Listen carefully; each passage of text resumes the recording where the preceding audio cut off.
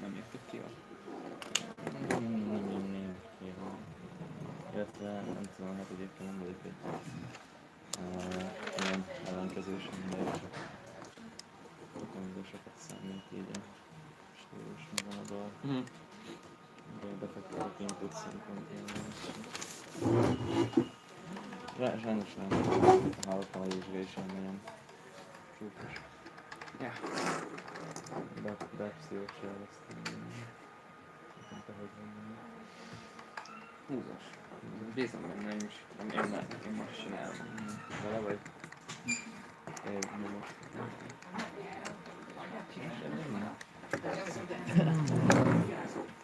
Nem mögötted számolni. Inni.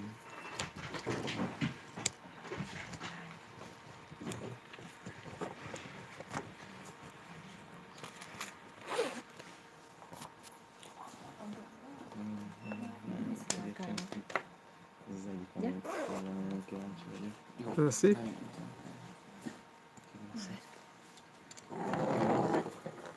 Biztos, hogy esetem. Sí.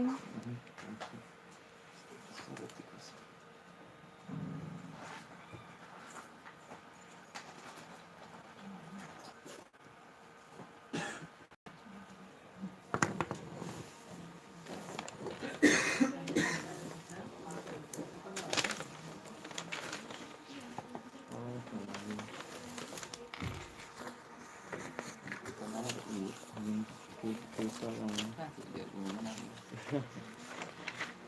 nézte ezzel. Hát előbb vedd elő, hogy van.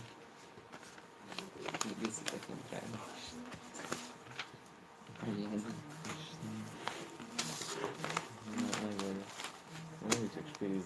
Hello. Very welcome. Van. Why not you sit here, closer?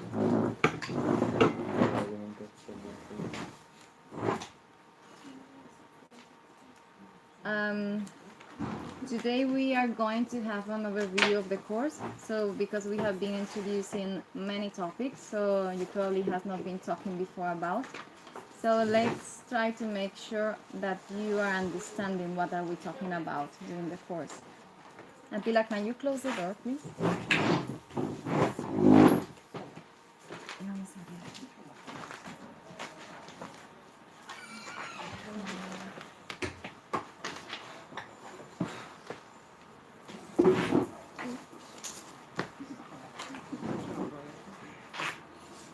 ¿En Catalín? ¿Eh? ¿Catalín? Hoy no podía venir. Tenía Ah, un bien. problema con mi familia. Vale.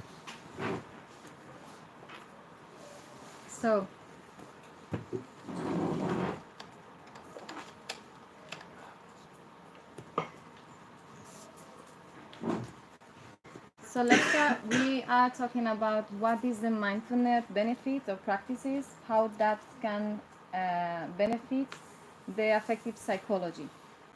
So after what you have been learning, hearing on this class, do you reach the point to make a resume about this? I mean, resume about the main topic of the course? How will you resume accordingly to what you have been learning on class? How the mindfulness can give benefits over our affective psychology? Because this is the name of the course.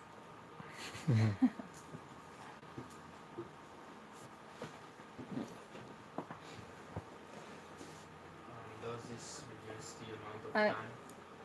You are on that top of the table and here. And you remember about the voice, the use of the voice we were talking about? Not really. I mean, I guess what you mean. So I'm going to speak louder and more articulately. I guess mindfulness reduces the time we spend with action, and through that reduces our stress levels. This is one part of it, maybe. Mm-hmm. Someone else? It's not an evaluation, so you Yeah. can just talk about it. What you have understood. about this?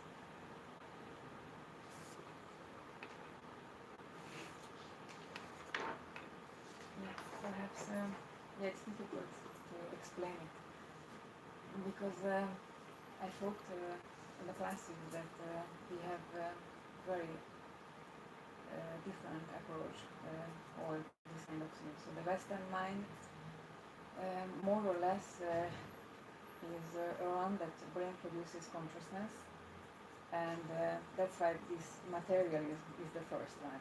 And East is more about everything is consciousness. So these perceptions, motives, and emotions, and everything is a constant flow. Mm-hmm. And this observation is a necessity to come down to have this unique viewpoint.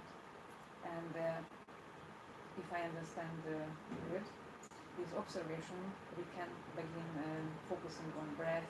So it's very simple meditation, and it's for everybody attainable and very easy. And if we can experience that focus, this attention focus, this is a whole different open monitoring somehow, and that could be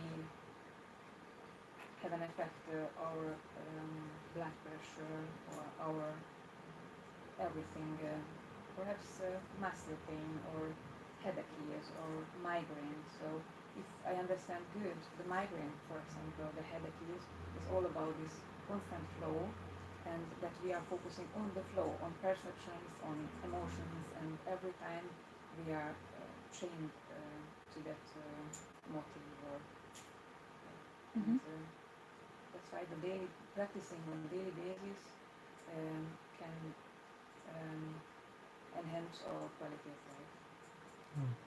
Very good. Someone else. Actually, I want all of you to participate. So you give us a vision, and we can share between us.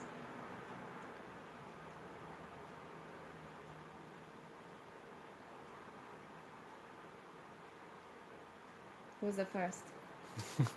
You are the first. You can try because it's go wrong, but it doesn't matter. Here we have to fix some misunderstanding and all that stuff. All right. So far for me, it was really an interesting thought that the way we think affects our body. So this is why we need to be mindful of our emotions and thoughts. So this way we can prevent different kinds of physical sicknesses as well. For me, this is a really interesting thought of this course. Rita? What I was thinking is that maybe one of the most interesting points is that the way that you are thinking when you are mindful, it's a really good way to fight stress among other things. Yeah. But how you define mindful? To have a mindful? To be aware. To be aware about what? The things that are happening at the moment, how it will affect you. I don't know. I don't think that it would be easy to define it in a few words. So I don't want to try. So someone else? It's your turn. Excellent. Well, how I interpret like everyday struggles in my life is something like being in a vacuum, like being detached from your body, and like being mindful for me is something among the lines of like maintaining the harmony like between my soul and my body, and like acknowledging that my body is not just like an empty husk. in which my spirit just lingers around aimlessly. And yeah, when like the whole vacuum thing is something like your mind being like way ahead of your bodily functions and your like hmm, like borders. How should I put it? So your limitations, and when you exceed your limitations in your head, it could cause some like serious discomfort or feeling of mm, deconcentratedness. And like mindfulness for me is like an aid, Is that? an aid to maintain that harmony between the soul and Yeah. mind, not being like all over the place in like different aspects of my living and my existence and my physical presence in the world. I think that's it so far. And this is your turn. Okay, well, this course for me was about how to be more conscious about my feelings and how to control feelings and anxiety, and actually it helped me in my personal life. So for me, this course is about consciousness mostly. And would you find the tools to be applied for therapeutic aims?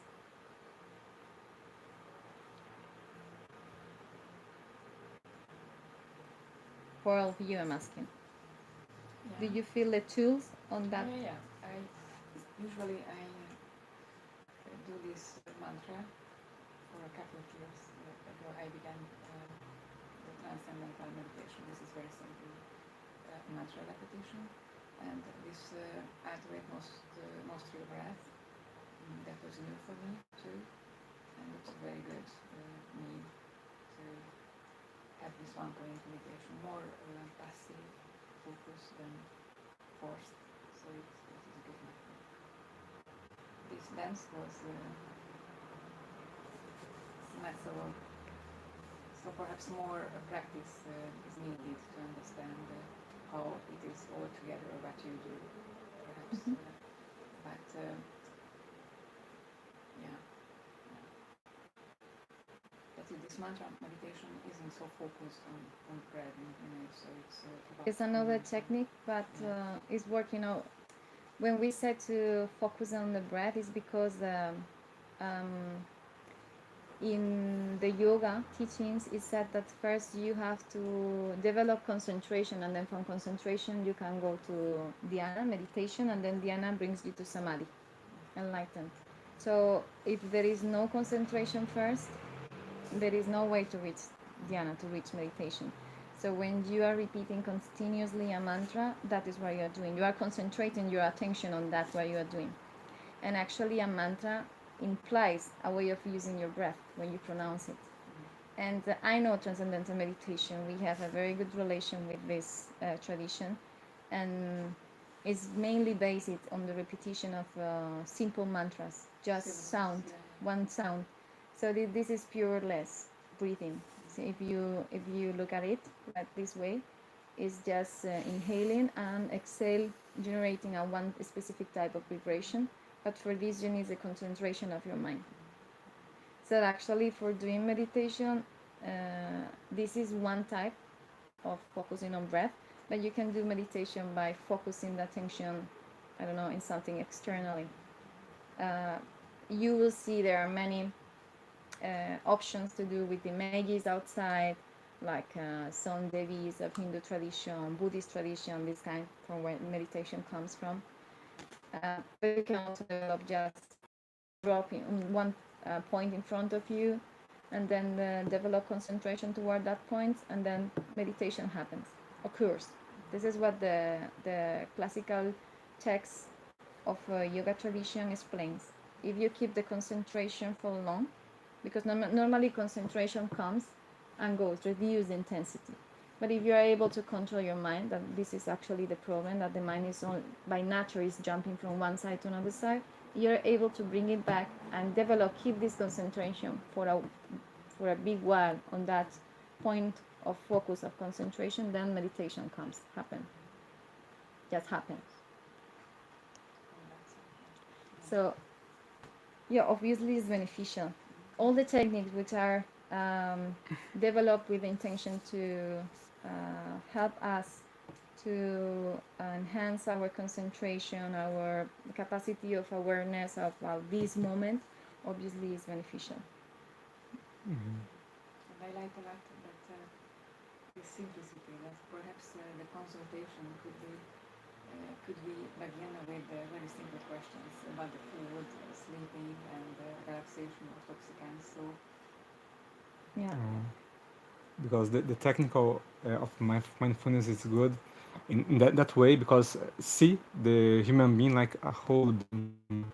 Because sometimes in psychology we think just the mental, just how we think, you know, and this it's a kind of trap, because sometimes you can't fix something that you can see.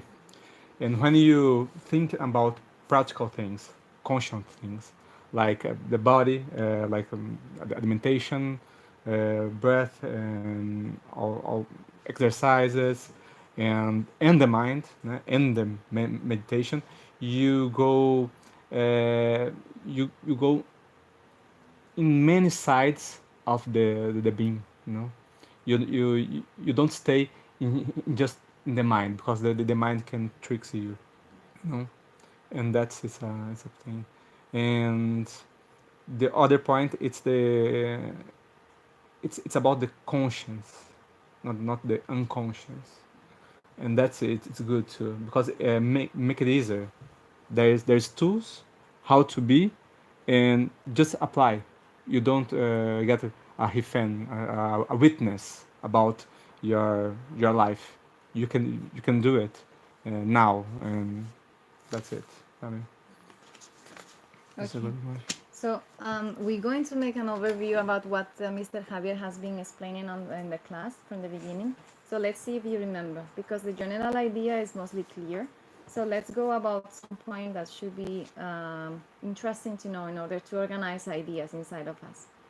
So first of all, even when today we are applying these techniques in the Western, we could say Western psychologies, we have these techniques, these tools from the very ancient times in the Vedic tradition. We can talk like 5,000 years ago, we were already talking about this. There are scripture about reading about this. And here, he starts with the Antakarana. Do you remember this first class it was mentioned? What was the Antakarana? Was the internal, the inner organ.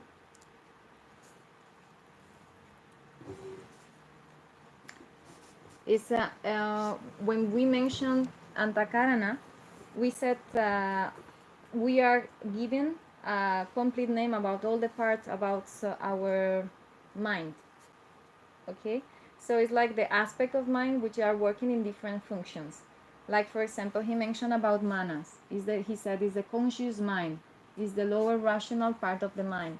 It's connected with the external world. Is the one through the senses we can reach to contact with the environment. Okay, so the senses, what I see, what I smell, what I'm touch, all what is coming to me by my sense, then is what is going to be managing from the manas. Another part he mentioned was chitta, the perceptual mind. He said it's the consciousness where the impression, memories, and experience are stored.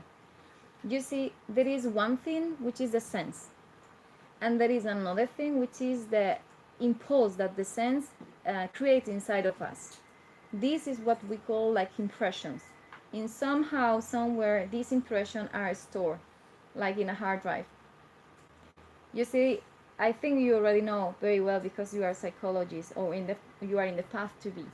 So there are million or thousand of million of impulses coming to you during every single moment, but we are just aware about of a very small percentage of them. This not mean that these other impulse does not exist. They still existing, but we are not aware of them. So these impressions are stored here in the chitta. Impression, memories, and experience are stored. And that's why whenever we want to go back towards like in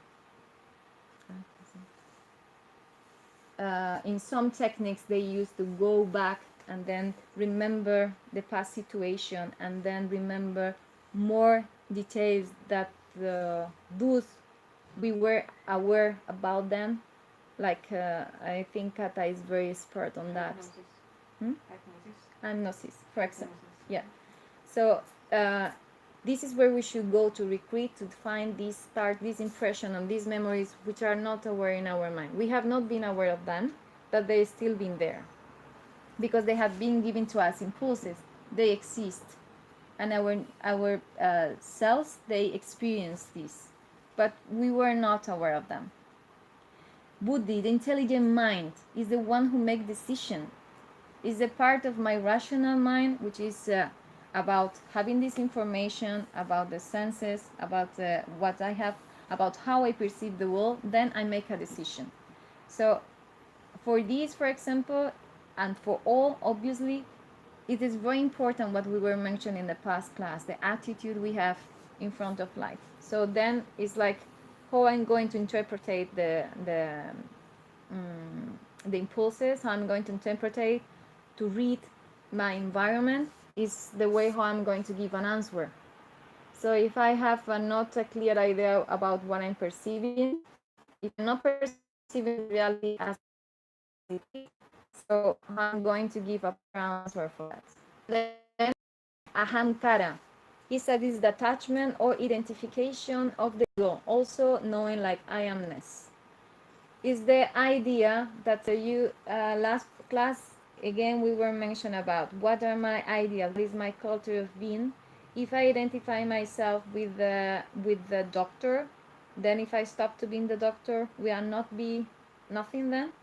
If I identify myself like the daughter or the son, if my parents died, for example, if they pass away, would I not still be in who I will be then?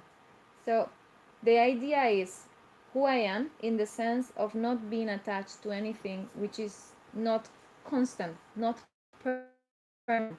Everything surrounding me is going to be by nature changing continuously. So I have to be attached. The idea of myself should be attached to something which is permanent, something which is not changing. And there is only one thing which is not changing, which is the self.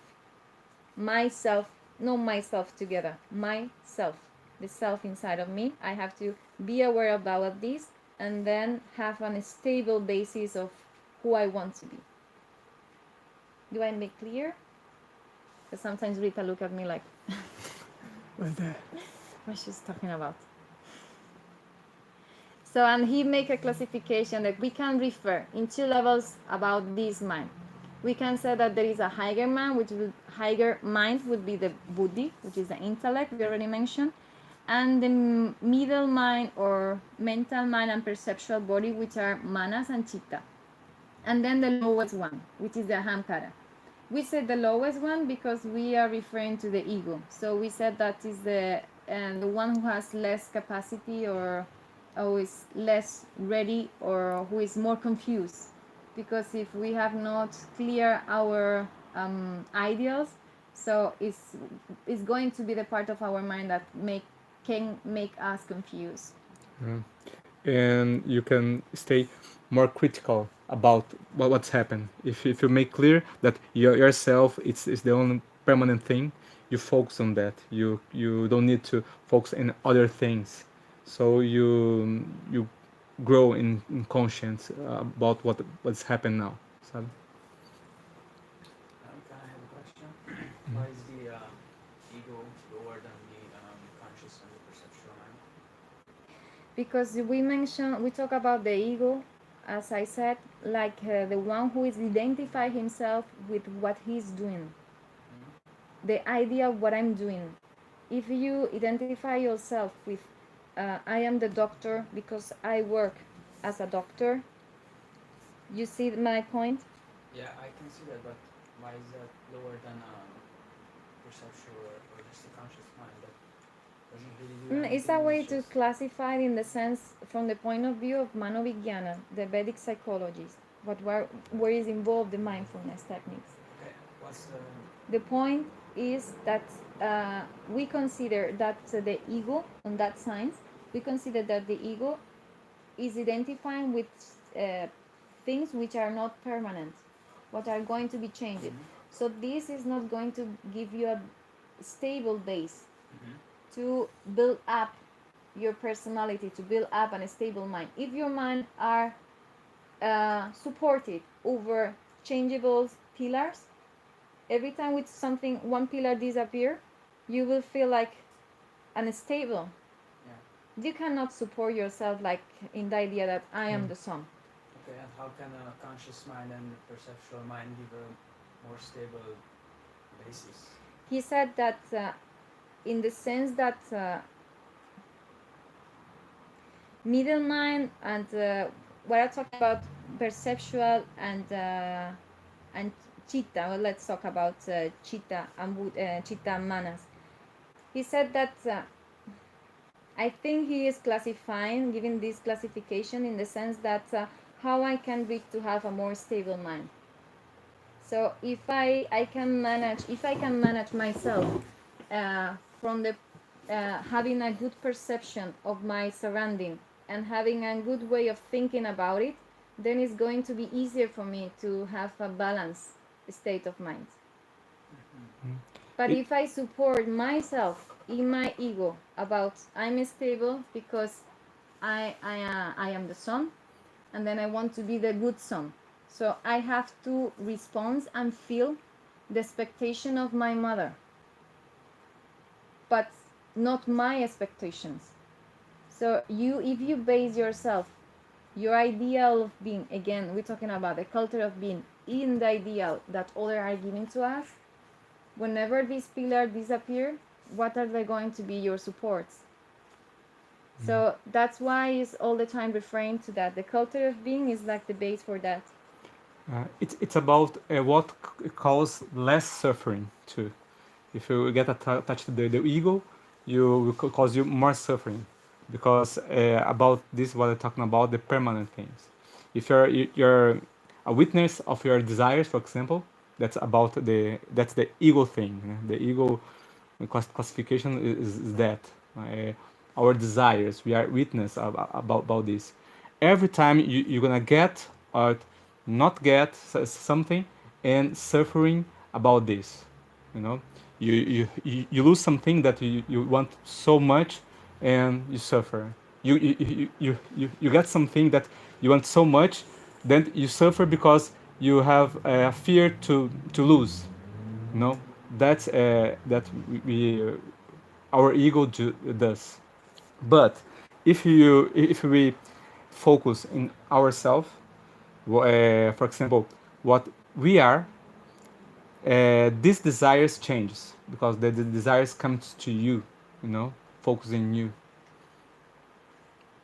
Okay, still not 100% clear, Hmm. but I may have phrased my question wrong. So I understand the distinction between the egoic mind, or so this, when you focus on your desires and when you focus on your intelligent mind. But what's in between them? So like that's the classification I still don't understand. How is it different from these two? This manas and chitta. What is different for what? How is it different in that classification? So why is there a different category for them? You mean from the category of lowest and higher? Yes. So why how what does it mean to be on a middle mental state? Not in the sense of we are all the time trying to talk how to reach to this stable way of mind. Mhm. So if you work from the point of view, Giulia, necesito que conectes esto, no me llega. If you if you part from the point of view of the ahamkara, you're only based in the ego reference. So, and this ego reference is you are supported over the ideal who is going to be changing all the time. And this means suffering for you. And suffering means depression, mental disorders, uh, wrong ideas about yourself. So if you don't have clear and if you don't have clear and you make suffering in your mind and then start to develop mental disorders, so you can understand in one sense that this is the lowest way to, is the lowest classification of the mind in that sense. But I say you something, to have ego is important, and then you say, but this is the contrary thing. Yeah, no, I really do understand that. I don't understand the manas and chitta, but This is perhaps The middle. you can find in neuropsychology parallel things. So the frontal lobe, the hippocampus, and you understood that where the rational part of mind is working, and you can, in a meditative state, you can measure it under an MRI too. So we have in Western science the parallel hierarchy or something. Let's talk about the supra-consciousness, okay? So there is one mind which is involved in action, one part of the mind which is involved in action, in daily routines, and which is the worries and continuously involved in the daily activity. But there is another part of the mind who is in everyone, even you have religion or not, or you have spiritual ideals or not, there is one part of the mind which is continuously trying to search for something else. We can say supra-consciousness, okay? And this is a term that is accepted from one side of philosophy, and some others not. But obviously, every one of us, we know that there is one part of us, of our mind, which is demanding for something else. So here is where Mr. Javier is trying to give a clarification. He said, yeah, we can refer to two levels of the mind. And he said, we can talk about the ahankara and the manas are both, these two are related to the daily routine. They are the two, is the part of the mind we use in everyday functioning. My perception and my ego, which is involved in action, who I am, and then how I perceive the world. But when we talk about buddhi and chitta, then we are talking about consciousness about myself and my procedures of intellectual mind, how I intellect about everything and how I take decisions. So, for example, in a daily routine here in university, you just met your mates, your classmates, and then you have a conversation. How many of you sometimes you have conversations in which you are not thinking about what you are saying? You just talk. Mainly. And then you generate this word based on what you have eaten at home, how if you get an argue with your flatmate or your parents at home, or if you have good news that you receive a scholarship for something, and without thinking about this, but in the way you talk and express, in this conversation, all of this is involved. Okay? So, but what we are learning here, being aware. Being aware means maybe, first of all, take it easy, calm down, and then think about everything you want to say. Imagine you come from a difficult situation, something happened. Imagine you come by car to the university or something happened in the bus when you come here. And then you come a little angry inside. And then something happened. Maybe a teacher said to you, you don't pass the exam, your project was very bad, I will not accept it, whatever. And then your reaction immediately will be charged with all this past, and then start to talk from the egoistic point of view, my ego point of view, without thinking with a wider mind about all the situation, and then be objective, so you can maybe see how you respond to your teacher on that moment can give you two options. Maybe he give you another chance and a solution, or maybe he just tell you go away from here. You see? So that is the point of view in sense that two levels of the mind. How I works, how should I how should I how should I experience my life with developing awareness in every moment means that if I just move from the point of view of my ego and what I perceive, and I don't think with an intellectual mind about this and be more aware about my situation, I'm going to be moved forward always from my impulses, my reaction. You remember we were talking about reaction? What we said in class. One thing is the action. Over the action, I have the power of decision. I am the owner of myself. But from the reactions, I'm not. I'm not. But because I am working with the mindfulness, I am all the time observing my behavior, my answer, my feeling, my emotion. And then let's see. See, I'm angry because what happened in the bus.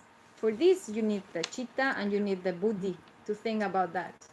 If you think from the point of view of the ego, you will think, no, but it was the fault of him. Why did teacher say me that? He hate me. This is the ego vision. My perception, well, I said to you, you receive millions of thousands of impulses right now, but you're just aware of one thing, about what I'm speaking now, what are you seeing now, but you receive, let's stop. Just make silence. There is one sound more. Can you hear it? It's a project. It's this connection. But you are not aware about this. It's happened the same in daily things. It happened the same. If you just observe this subjective point of view about everything, then you will give ego answer. But if you really want to have benefit, and that is why mindfulness is a good tool for effective results in companies, for example, if you just focus on the problem but you don't see the surrounding circumstances around it, you are not seeing the reality. You are just seeing your wall, your reality. But your reality is not the same like mine. So who has the truth?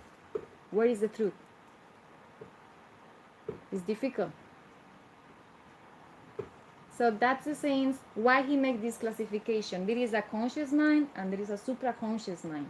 Yeah, okay, I thought there was 3 levels. Like, No, that was a bit actually, confusing, but may refers to 2 levels of the mind, because he said that the manas and chitta, these two can work between these 2 levels. Okay, is in the middle point. But the most higher one we are talking, we have to use the buddhi as the one who are giving to us the proper answer. So have an open mind, an open view about that, and then you can balance, and then you see, you can change every situation by your attitude, choosing, thinking very well about what is happening around in you, sizing what are the circumstances, and then give the proper word. I'm sure you, most probably the teacher will give you another opportunity for sure. But if you are proud, or if you are full of ego, and then you try to react, there is no sense for that. You are just going to lose it, everything. You already lost. So just trying to earn something. Be intelligent.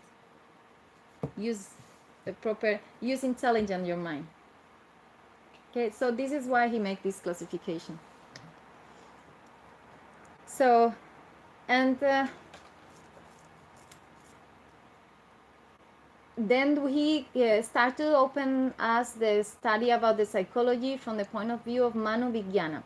So he said mano, like is referring to the manas, the conscious mind, the mind who is perceiving around me. And then the reflective study, reflection, the power of the mind to think about everything what he's experiencing. And then he was giving to us some reference about the Plato Christian religion, and he said was mentioned about the power of the soul. And then he started to introduce us the idea of immaterial entity, something which is not have physical body, we could say. And you start to introduce as the term of consciousness, reflection, intuition, will. These all are power of our mind, tools of our mind. Actually, all of them, what are here, imagination, power of the mind, imagination, thinking, meditation, memory, intelligence, will, concentration, ecstasy, attention, understanding, all of these are potencies of our mind, potencies of our mind, very strong. All this potency, all this power of the mind could be used like tools for our aims, but can be, if we don't manage them properly, can be against us also. Let's see, for example, he said imagination. He said he was giving to us some reference about the imagination, and he said how it's calling from the Latin root could be translated into power. He said it is the main modeling power of our existence. He said as the potter works with the clay and shapes, the same way man can do that with his life, through the images he has of himself and of what surrounds him. So, imagination. How can the imagination help us?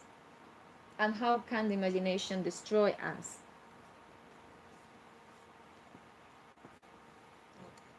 So our mind Yeah. cannot differentiate between the real happening thing and between the imagination, and that's why they attack the same. Yeah. It help.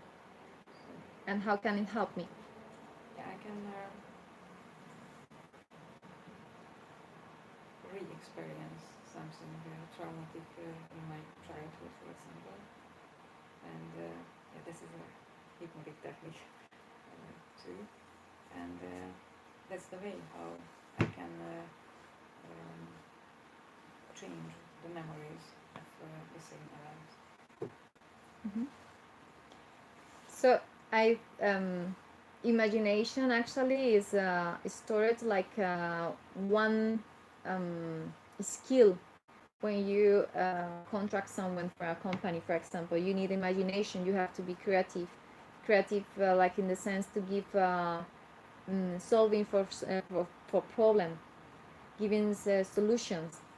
Imagination means to create something, to have options, to not only be stuck in one point, but have the capacity to see around and see other chances and use them, take advantages of that things.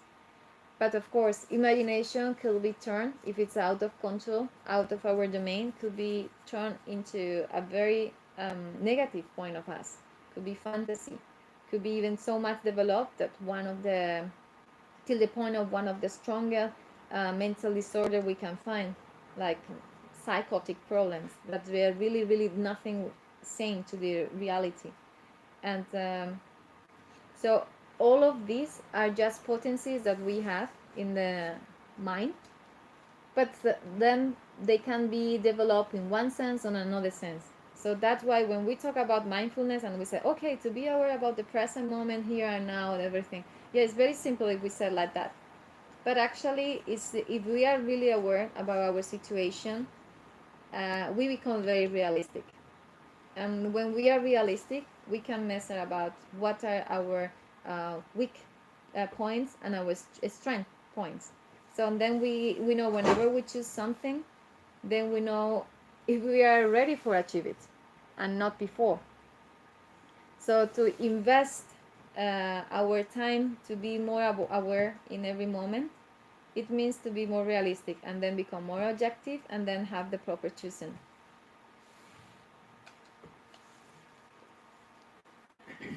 He said thought, the comes from Latin root, which is pensare, and pensare means to wait. So to wait means to balance. What we were saying, no? Strength and weakness. Meditation, and here, see, I said here, meditation is the continuous and prolonged current of thought directed toward an object, an idea. We can say this concentration. I repeat, meditation is the continuous and prolonged current of thought directed towards an object and then determined until it becomes absorbed in it. So I said to you before, if you keep the concentration continuously like a flow, like a current, then we become absorbed on it. So the concentration deals toward meditation. The memory is also a power, can make me, obviously it's very useful for us, for all of us. And because we can remember to what we have learned, what have been our experiences, and then we can go back to our memories, no, and then remember, no, I remember I did wrong on that occasion, I want to do it better this time. But you see, the memory can be also one of our enemies. How could it be?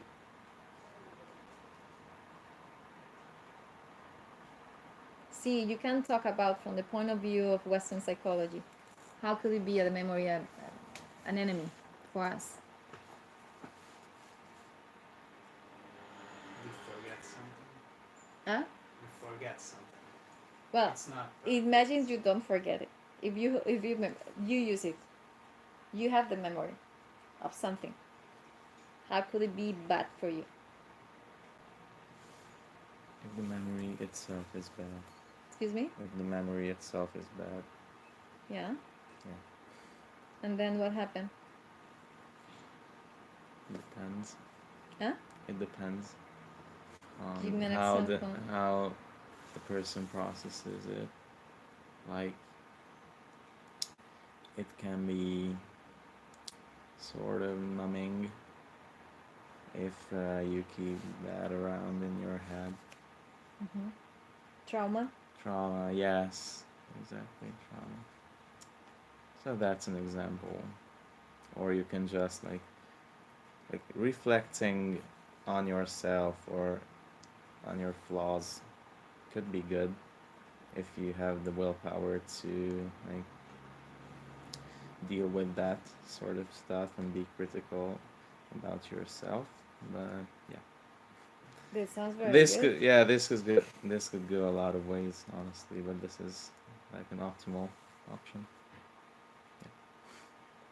So then we understand how the memory can't make us suffer, could be an obstacle for us, because we have the bad experience, for example, and then we have a trauma, and sometimes we are not aware about the trauma, because imagine it's in our childhood time and we don't remember, but it's storage there in a sense. So sometimes we feel bad but we don't know why.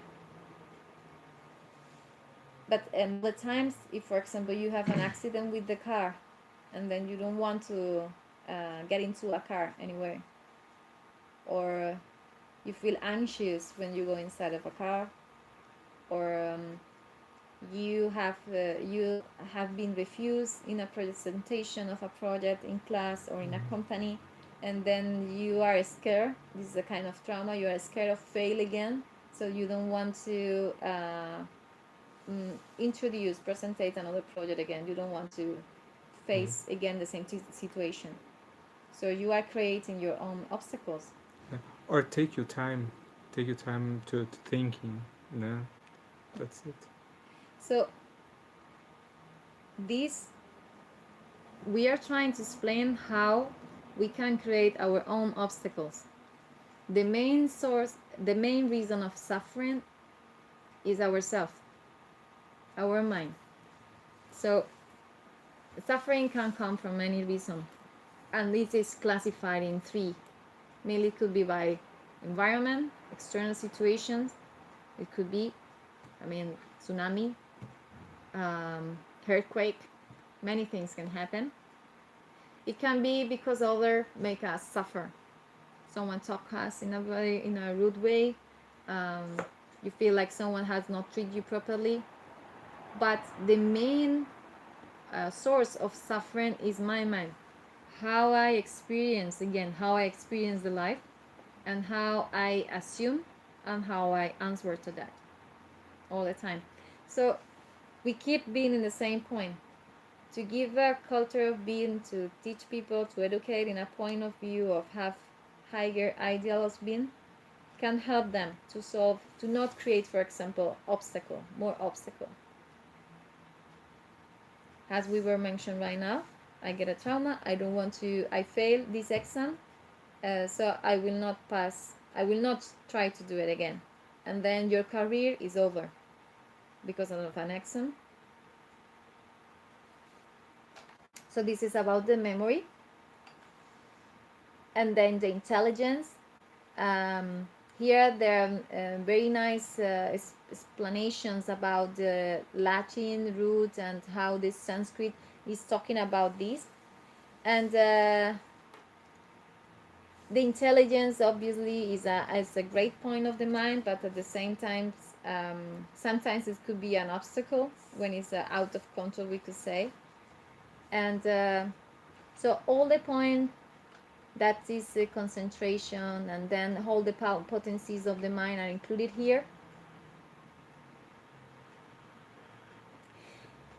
And here we came for Avadana Manas, which is you see, mindfulness is the name that has been given by English translator, but the name which is given in the Sanskrit is Avadana Manas.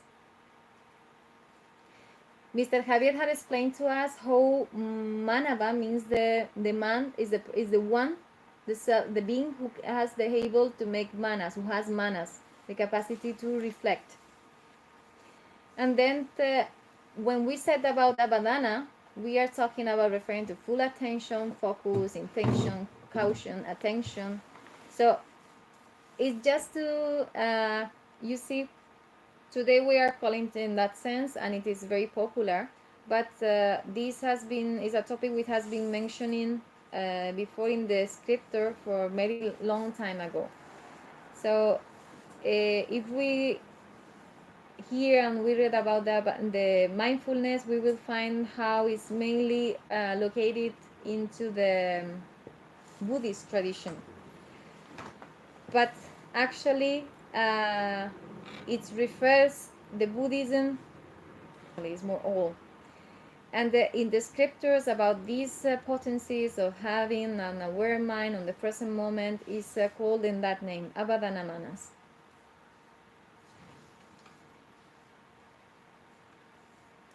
And then here is the Panchavrittis, the disturbances of the mind.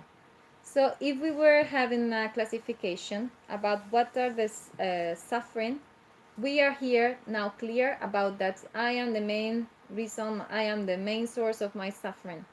But if I can identify this inside of, identify what are the causes created by me that make me suffer, then we can go to this point. We said pramana, paradigm. Do you know paradigm? What I have learned, what are my ideas? I learned that I can be sure that probably because I'm Spanish and you are from Hungary, you have some paradigms that are different from mine. So you have learned some paradigms you have learned from your point of view of this society of cult or culture. For example, is sometimes for me, I'm trying to have how to say, sharing ideas moment with you, but it's quite difficult. I'm trying all the time to push you to try to be involved in the class and participate, but I'm feeling like I have to suck the words from your mouth. So this is my paradigm. For example, if I am, do you know in France they eat huh?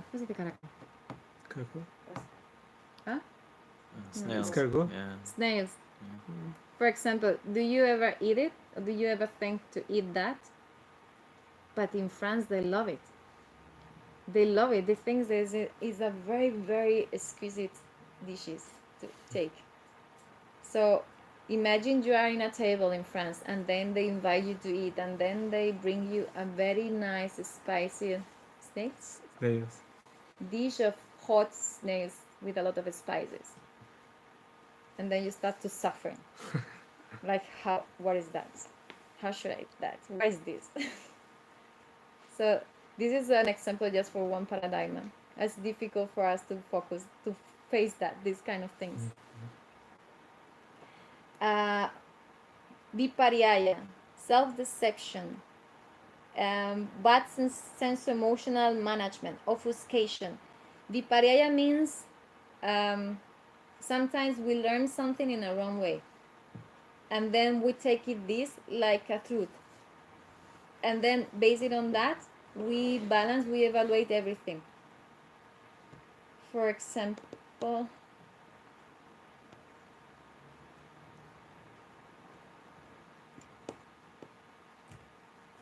I'll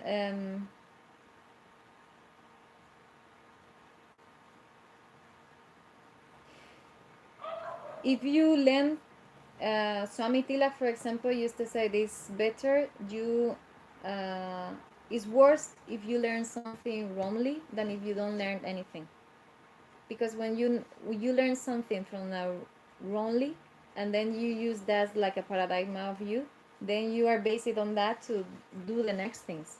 You get my point? And maybe I'm not very clear about how I am explaining to it.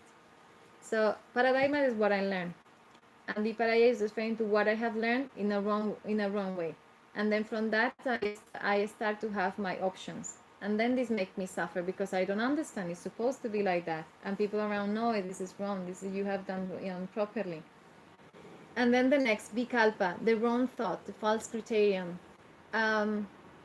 This is referring to the memory, no sorry, to the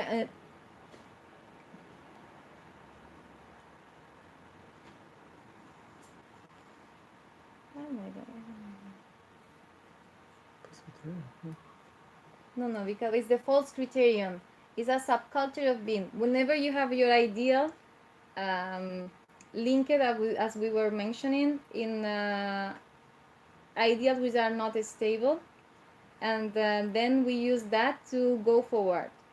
Okay, and this bad subculture is make me suffer. For example, we mentioned before, no, I want to be slim, I want to have the size 36, I want to be blondie. If I'm not blondie, I'm suffer a lot, and if I'm not getting I don't be a doctor, I will not have a value of myself. This kind of subculture we have learned. And then mention about nidra. One is the symptoms. What are one of the most common symptoms of depression? To sleep a lot. People likes to go to the bed and avoid the reality, and then don't face it. So this is nidra is also an attitude in life, in which is a passive. No, I don't want to face this. I don't want to fight for that. So I prefer to escape simply. So nidra is referring to this sleepy attitude in front of life and situation, and this is another obstacle which is mentioned. And then the smriti is the memory. We mentioned before how the smriti can make me an obstacle. How all of this has been full of Sanskrit terms, terminology, and philosophy of Manovigyana. So then we have been trying to give a more simple, as Mr. Javier had been trying to give a clear vision about this. He said Manovigyana referring to the science of mind, and then he mentioned about the Yoga Vidya and how the Yoga Vidya focus on this, how the Yoga Vidya is the base of the Manovigyana, and said Yoga Chitta Vritti Nirodha. Yoga is the inhibition of the modification of the mind. So the modification of the mind are always there. The thing is how to control them and reduce it. The mind is continuously focusing to the changes. Okay, Attila was asking why to classify lowest or higher levels of the mind. Why we should classify it on that sense. from the point of view of this size, how I can keep my mind stable. And then I explain to you, if I keep myself linked with my ego mind, then I'm going to be continuously triggered by the circumstance around. So that's why Mr. Javier has classified in two levels: transcendental mind, my higher mind, we could say, on that sense, because this is the main focus, the main point. The thing is that the circumstances, situation is going to be continuously changing. Even yourself is changing. Your body, your way of thinking is changing. So how to keep the stability of the mind, the modification of the mind, is the main point when we are talking about the Avadana Smith, the Avadana Manas, I'm sorry. So this is the main cue, and that's why he make like clarify on that way. And then we're here, we start with the psychosomatization and the yoga therapy. And then we were describing about how this can be translated in physical and mental disorders. So we have been trying to make a resume about what we were talking during the course. About this psychosomatization, we were talking enough for a few days. And then about the traumas that can be translated into the physical pains and traumas in my mind, and the bad habits, how it can be linked with other problems like bad thinking and then bad emotions. And then he was giving to us how to give a positive solution for all of this with a good eating and an exercise and the proper breathing, resting, and all these.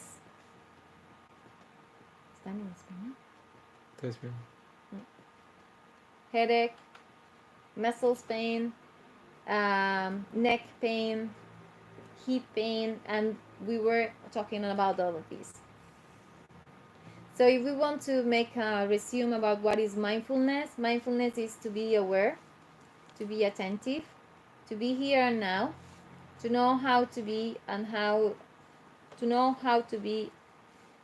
and be, and to be in the self.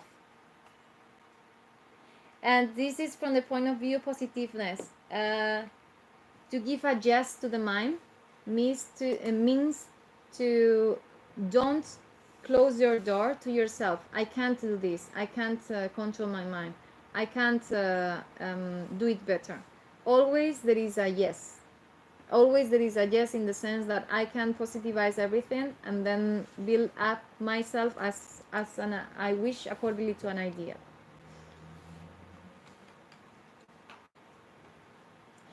So let me know something. Would you like to make questions? And let me know something. After this course, have you been practicing something that has been mentioned in the course? Honestly. After this, you mean? After the classes. Oh, okay. Mm-hmm. Like, for example? The breathing techniques. Breathing technique. The sleeping stuff. Sleeping stuff? Yeah. Good. Exercise? What about the food? No? Vegetable, fruits? Little? I do it anyway, so. What about the water? Like the lemon water. I still have to do it. But I drink enough. So. And do you have experienced something different in the way of you are aware in every day? I'm vegan. You're vegan, but more than being vegan, have you been more aware? That's good to vegan in class. She's an early vegan. Early vegan.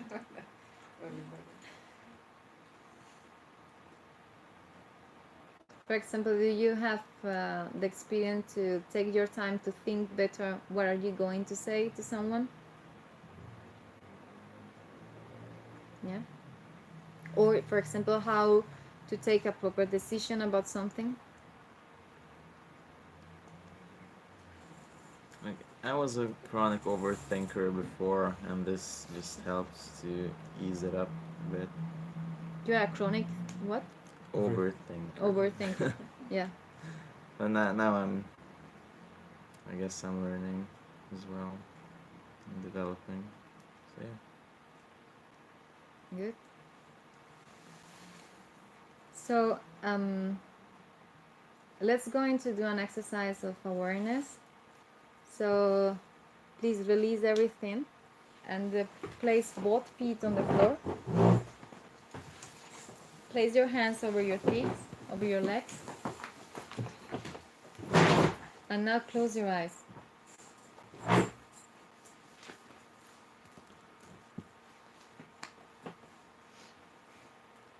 Close your eyes and pay attention to how you breathe.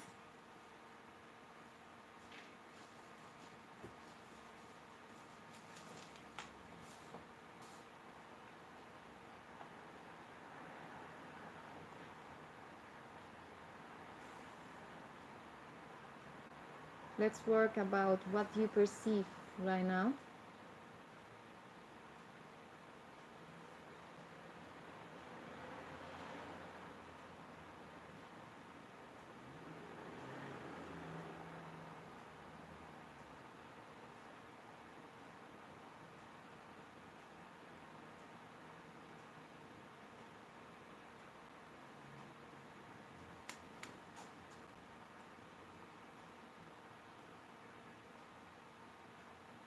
Start to perceive your feet,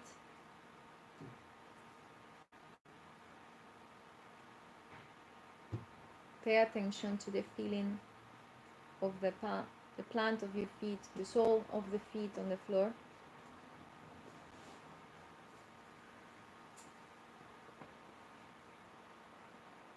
How you can perceive it. Even when it's inside of your shoes, how do you perceive your feet?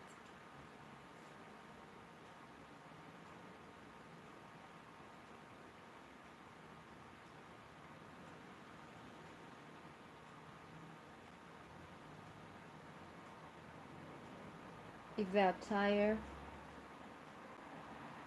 or intention.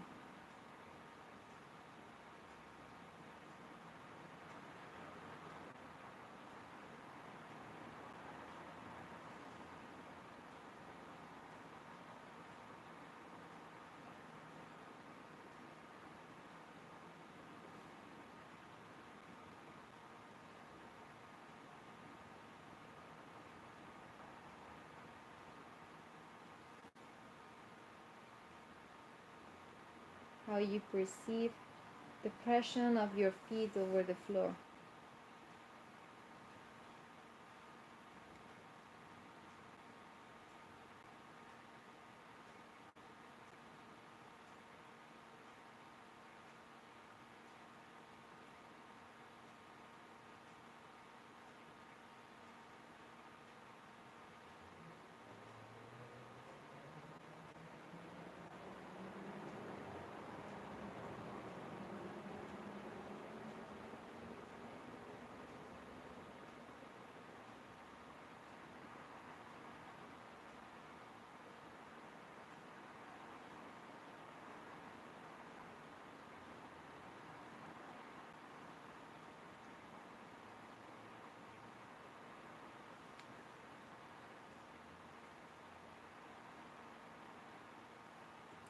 And now perceive your hands over your legs.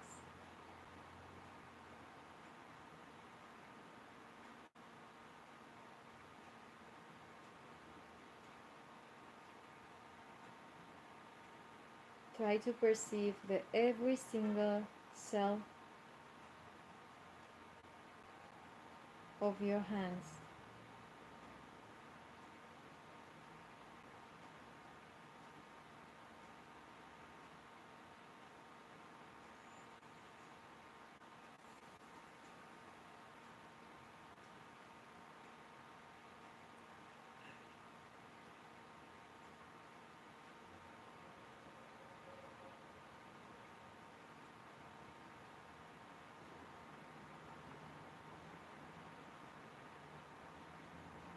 How is the perception on the skins of your hands?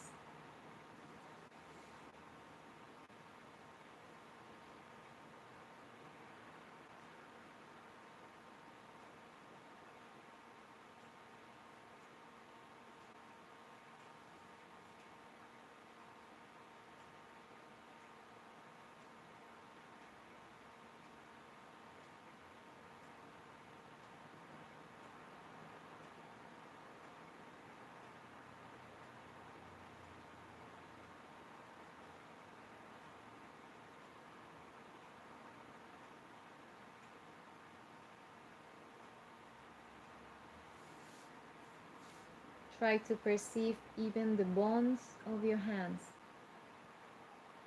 How do they feel inside of the skin and muscles?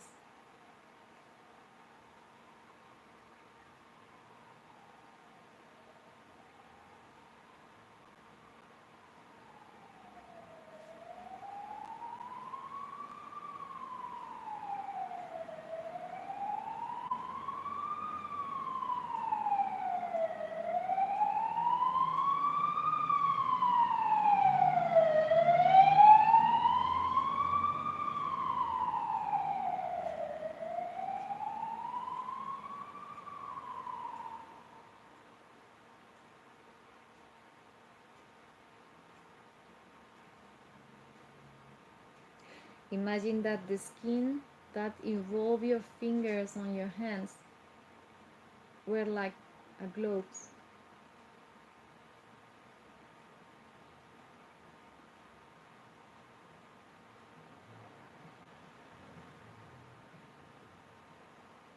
Concentrate on your hands.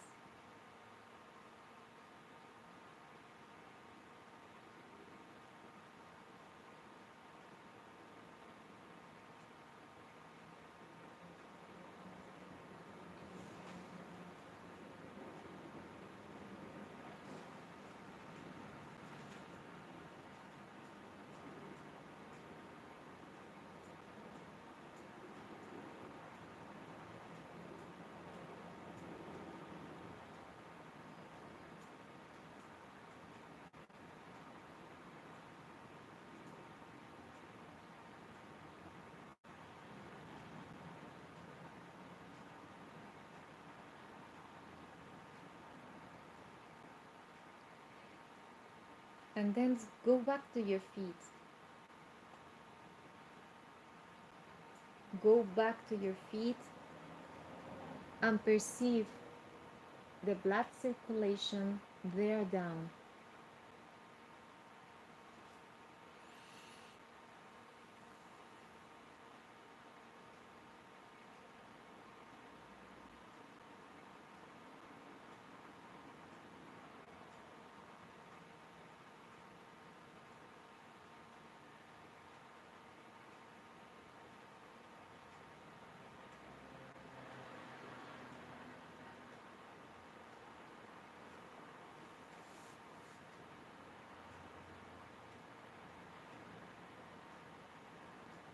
Feel the blood moving from your feet towards your legs,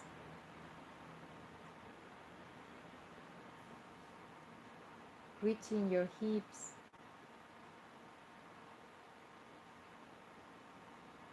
into the trunk.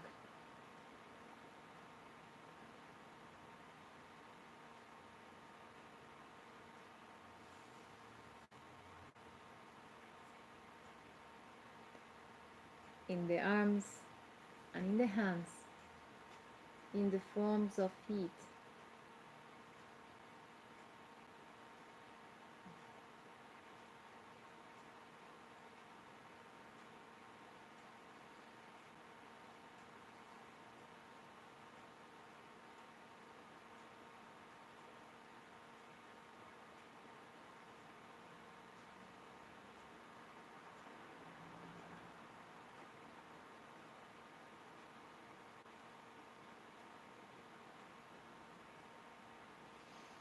Perceive the blood circulation on your face.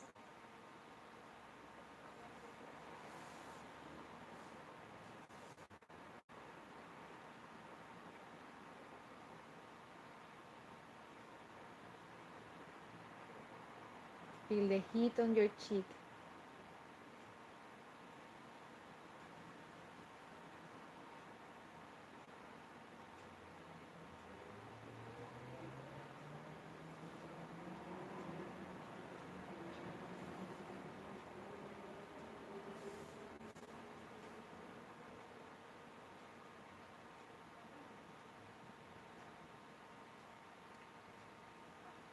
And going deeper, perceive the perception of your school, the bones of your head.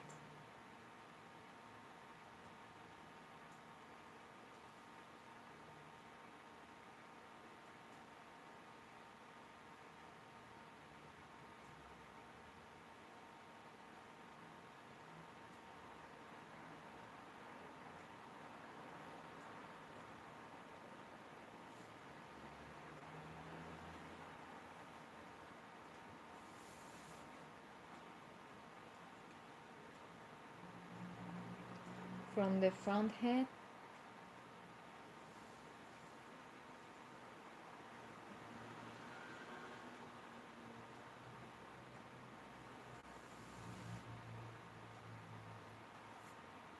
to the base of the column.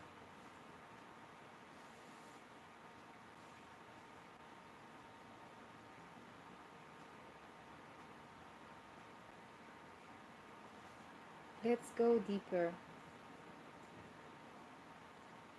We can go inside of the school and perceive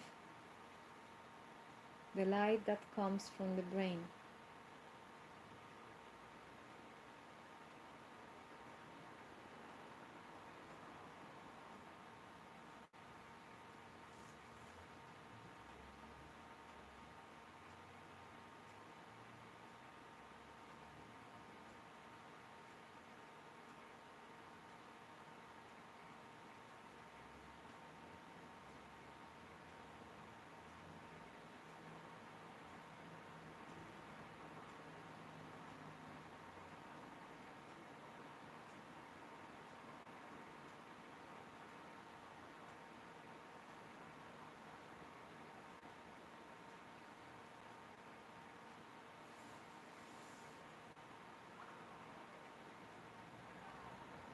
You can see how the light inside of your brain is shining.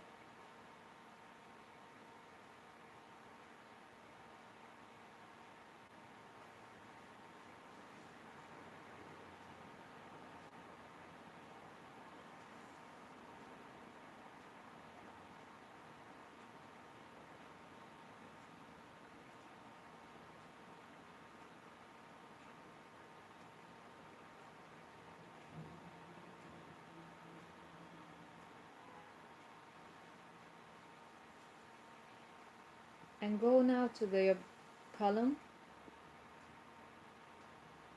Perceive the bones there, how it feels.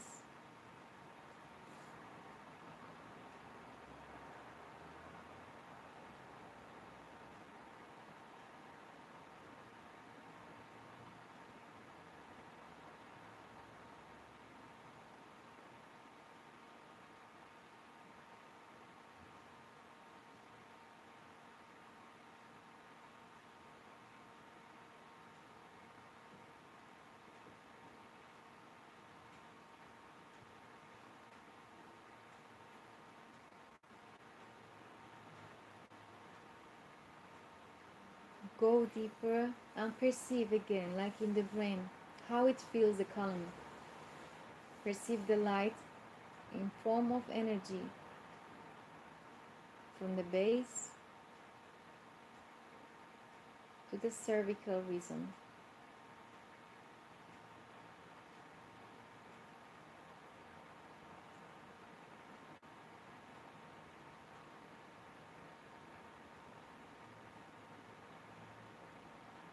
Work from your mind, be aware about what you're doing. Perceive how it feels.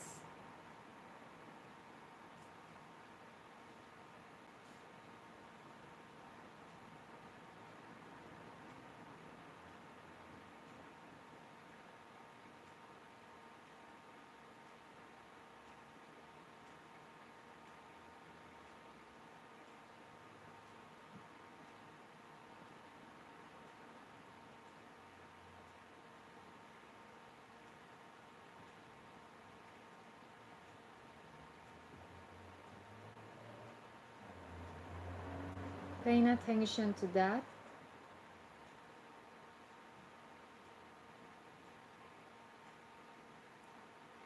And then come back again to your breath. Focus on your breath.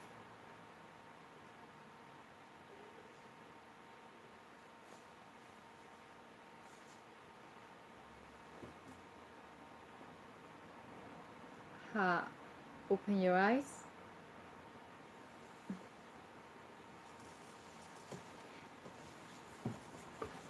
So, from the most sensitive area, those who used to perceive around from the senses, from the skin, for example, we have been going inside deeper to open new fields of perception. Even when I have the muscles and the bones always with me, I don't used to pay attention to them, how they feel and how they perceive. So this kind of exercise helped me to be more connected between my cognition and my sensitive capacity. So then I can be more open in a sense of effectiveness. So it's helped me to be more linked with the nature, with other people, with the animals around me, because it's giving to me a wider option of perception. And why from the sense most sensitive to the less one? Because it's easier. I used to be linked with my skin or my vision or my smell, and then go deeper of that is to develop to. It's like I don't, even when they are with me, I don't used to be aware about what is happening. You know, how my column feels, how my bones feels, how, if I imagine how I inside. As we said in the beginning, we are not aware about everything which is happening around us, but there are many things inside of us by which we are not conscious. How are my bowels working? Even the bacteria which work every day to help me in making digestion. So it's just an exercise to open wider our vision and then to enhance our sensorial perception. Normally, we take a bad decision because we are closed, because of a very strong ego, as I mentioned to Attila, and then we lost the contact with the life because we are very involved in ourselves, in our ego consciousness, and then we lost this communication with life around us. So this is is a sensitive exercise to help us to develop this capacity, which is in us actually. So this is over for today. So we leave in and we will see in the next class next week. Thank you. Thanks so much.